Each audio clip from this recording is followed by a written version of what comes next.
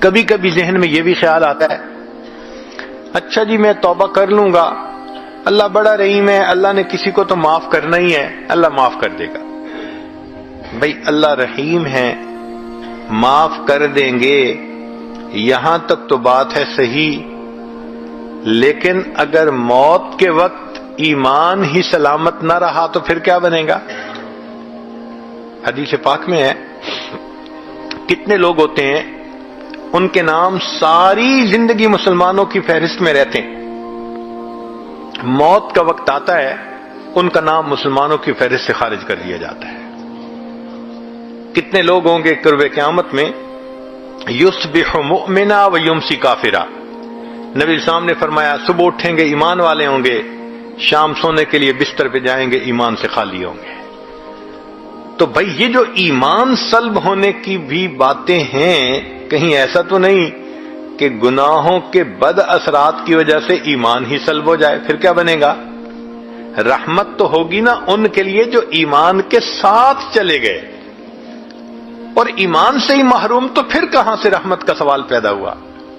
اور علماء نے لکھا ہے کہ کچھ گناہوں کے بد اثرات عین موت کے وقت ظاہر ہوتے ہیں، ان میں سے ایک گناہ زنا کا گناہ ہے۔ اس زنا کے گناہ کے اثرات دنیا میں تو ہوتے ہی ہیں، موت کے وقت بھی ظاہر ہوتے ہیں۔ میں نے ایک مرتبہ حضرت مرشد عالم رحمۃ اللہ علیہ سے یہ بات پوچھی، حضرت میں چھوٹا بھی ہوں، کم علم بھی ہوں، ناسمجھ بھی ہوں، تو مجھے کچھ باتیں نہیں سمجھ میں آتی، آپ اگر اجازت دیں تو میں آپ سے پوچھ لیا کروں۔ حضرت بہت خوش ہوئے، فرمان لے کے پوچھا کرو۔ تو میں نے یہ سوال پوچھا کہ حضرت تلبیس ابلیس کتاب میں ایک واقعہ پڑھا ہے، ایک حافظ قرآن تھا جس نے کہ بد نظری کی، شہوت کی نظر کسی پر ڈالی، اور اس کی وجہ سے 20 سال کے بعد وہ قرآن پاک سے محروم ہو گیا، قرآن پاک سینے سے ہی نکل گیا۔ تو میں نے کہا کہ حضرت اس ایک مرتبہ کسی غیر کو دیکھنے پر اتنی بڑی محرومی کہ قرآن پاک سے محروم ہو گیا، یہ تو بہت بڑی سزا ہے۔ تو حضرت نے فرمایا اصل میں یہ اللہ کی غیرت کا معاملہ ہے۔ وہ کیسے؟ کہ اللہ تعالیٰ چاہتے ہیں میرے بندے، نعمتیں میں نے دیں، پیدا میں نے کیا، اب تیرا دل میری محبت کے لیے وقف ہونا چاہیے، یہ میرا گھر ہے۔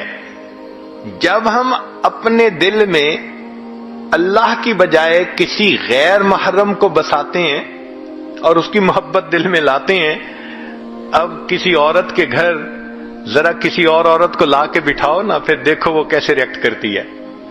تو فرمایا یہ اللہ کی غیرت کا معاملہ ہے، اور اللہ کو جب غیرت آتی ہے پھر اللہ تعالیٰ کوئی بھی سزا دے سکتے ہیں۔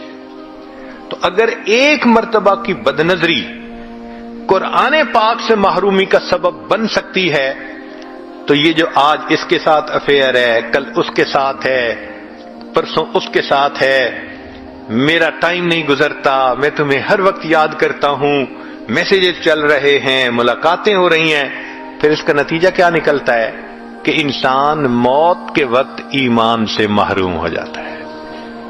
علماء نے لکھا ہے زبان پہ فالج پڑ جاتا ہے، کلمہ پڑھنا بھی چاہے کلمہ نہیں پڑھ سکتا، اللہ توفیق چھین لیتے ہیں۔